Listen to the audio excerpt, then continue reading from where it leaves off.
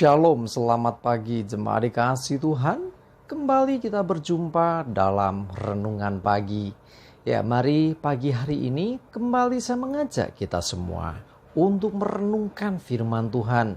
Supaya dengan melalui firman Tuhan, hidup kita akan terus dibangun. Dan kita akan terus semakin bertumbuh, diteguhkan dan dikuatkan dalam iman dan pengharapan. Sebab firman Tuhan adalah kebenaran yang memerdekakan hidup kita. Firman Tuhan menjadi sumber kekuatan kita. Firman Tuhan pedoman dan penolong bagi hidup kita. Bahkan firman Tuhan jugalah yang akan terus menuntun dan menerangi langkah hidup kita. Ya, mari jemaat dikasih Tuhan, sebelum kita merenungkan firman Tuhan, kita akan berdoa terlebih dahulu. Bapa di surga, kembali Tuhan kami datang ke hadirat-Mu. Kami sungguh-sungguh mengucap syukur atas segala kebaikan-Mu ya Tuhan. Atas begitu besar kasih setia-Mu, rahmat dan anugerah-Mu, berkat dan kemurahan-Mu, perlindungan Tuhan, penyertaan Tuhan, pertolongan Tuhan, dan bahkan pemeliharaan Tuhan atas seluruh hidup kami. Terima kasih ya Tuhan. Dan pagi hari ini kembali kami merenungkan firman-Mu. Mari Tuhan singkapkan dan nyatakan kebenaran firman-Mu. Dan Roh Kudus urapilah kami ya Tuhan. Sehingga kami bisa menangkap apa yang menjadi pesan Tuhan. Dan juga melakukannya dalam hidup kami. Terima kasih. Dalam nama Tuhan Yesus kami bersyukur dan berdoa. Amin. Mari jemaat dikasih Tuhan, kita akan buka Alkitab kita. Renungan pagi hari ini saya ambilkan dari Ayub 42 ayat yang ke-10. Saya bacakan. Lalu Tuhan memulihkan keadaan Ayub setelah ia meminta doa untuk sahabat-sahabatnya. Dan Tuhan memberikan kepada Ayub 2 kali lipat dari segala kepunyaannya dahulu. Ya, kita tentu tidak asing dengan kisah Ayub. Seorang yang hidupnya saleh dan takut akan Tuhan. Tetapi Ayub mengalami kondisi yang sangat-sangat mengerikan. Dari seorang yang diberkati, seorang yang kaya raya. Kemudian satu kali berubah total. Berbalik 180 derajat. Karena segala hartanya habis. Ternaknya habis. Bahkan anak-anaknya mati. Kondisinya gak hanya sampai di situ, dia sendiri, Ayub sendiri juga sakit. Ya, jadi dia yang dulu mungkin banyak teman, sekarang dijauhi teman. Nah, tetapi semua yang terjadi atas hidup Ayub adalah seizin Tuhan. Ya, tentunya kita tahu kisahnya, iblis lah yang minta izin untuk mencoba iman dari Ayub. Dan Ayub ini ya punya sahabat-sahabat. Sahabat-sahabatnya datang kepada dia. Tetapi apa yang dikatakan justru bukanlah untuk menguatkan Ayub. Tetapi yang dinyatakan itu sesuatu yang tidak benar.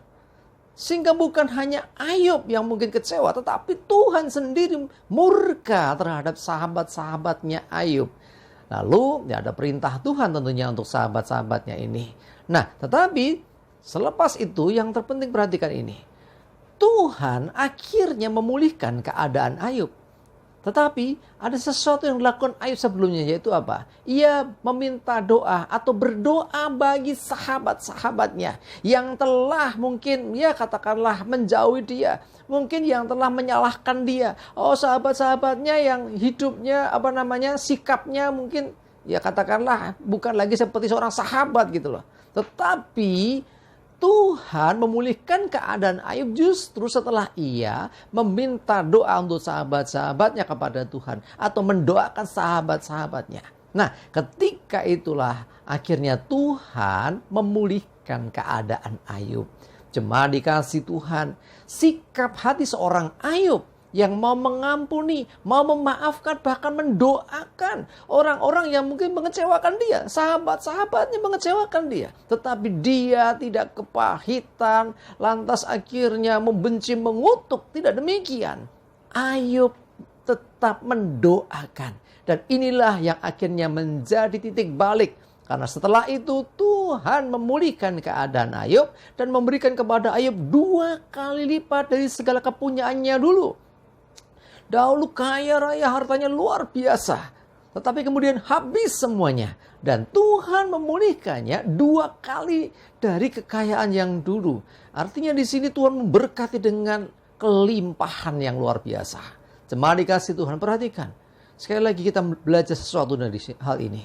Bahwa Tuhan sanggup memulihkan, bahkan mengubahkan hidup seseorang. Tetapi satu catatan penting bagi kita. Ayub mendoakan sahabat-sahabatnya. Maukah kita mendoakan sahabat-sahabat kita, teman-teman kita yang dulu mungkin dekat dengan kita, yang sekarang mungkin justru benci dengan kita? Maukah kita mendoakan orang-orang yang tidak sejalan dengan kita? Maukah kita berdoa bagi orang-orang yang membenci kita, yang memusuhi kita? Maukah kita berdoa bagi orang-orang yang mengecewakan kita? Kalau kita mau lakukan itu, maka itulah sesungguhnya sikap hati yang benar di hadapan Tuhan. Nah, doakan kalau kau diingatkan seseorang yang telah mengecewakan hidupmu, doakan mereka. Berkati mereka di hadapan Tuhan dengan ketulusan hati tentunya. Ya, bukan hanya sekedar berucap, tetapi dari hati yang terdalam bahwa engkau mengasihi, engkau memberkati orang-orang yang mengecewakanmu, orang-orang yang menyakiti hatimu, orang-orang yang mungkin ya katakanlah memusuhi engkau. Mari kita belajar seperti yang diajarkan Tuhan supaya kita senantiasa mengasihi musuh, mengasihi orang yang memusuhi kita, memberkati mereka. Jangan mengutuk. Ya, sekali lagi kita diminta menjadi berkat, bukan kutuk. Karena itu sekalipun kita mungkin tanda kutip dikutuk oleh mereka, sekalipun mungkin kita ini dicaci maki oleh mereka, dibenci, dimusuhi, tetapi biarlah jati diri kita yang sesungguhnya sebagai anak-anak Allah. Kita melepaskan berkat, kita mendoakan mereka, dan hal yang kita lakukan itu sesuatu yang berkenan di hadapan Allah. Sehingga ada alasan Tuhan memberkati orang-orang yang demikian. Seperti hanya terhadap Ayub yang setelah mendoakan sahabat-sahabatnya, Tuhan memulihkan keadaannya dan memberkati dengan kelimpahan. Amin, kita berdoa. Tuhan, terima kasih, kami bersyukur untuk firman-Mu. Kami kembali belajar dari sosok Ayub. Pribadi yang luar biasa, yang ditinggalkan, yang mengalami kondisi tertolak, yang seringkali kita melihat Ayub itu penuh penderitaan. Kami melihat Ayub ini hidupnya tidak enak, tetapi satu hal, hatinya tetap penuh kasih. Engkau memulihkan keadaan Ayub setelah dia mendoakan sahabat-sahabatnya. Biarlah kami juga belajar Tuhan untuk memberkati dan mendoakan orang-orang yang membenci kami. Terima kasih Tuhan, Roh Kudus tolong kami, jadikan kami pelaku firman. Terima kasih kami menyerahkan hidup kami hari ini dalam pimpinan penyertaan-Mu. Jauh dari celaka dan mara bahaya. Damai sejahtera dan berkat Tuhan menyertai kami semua. Dalam nama Tuhan Yesus kami bersyukur dan berdoa. Amin. Mari jemaat dikasih Tuhan, tetap semangat terus, maju terus dalam iman dan pengharapan. Tuhan Yesus mengasihi dan memberkati kita semua. Amin.